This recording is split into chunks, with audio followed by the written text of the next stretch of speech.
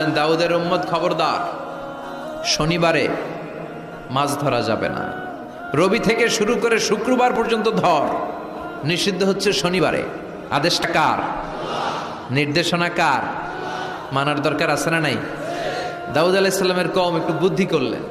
ওরা মনে মনে বুদ্ধি করলেন যে আল্লাহ শনিবারে ধরতে নিষেধ করছে, আমরা ধরবো না। শনিবারে আমরা জাল দিয়ে বেড়ে দিয়ে রাখবো। কি করব?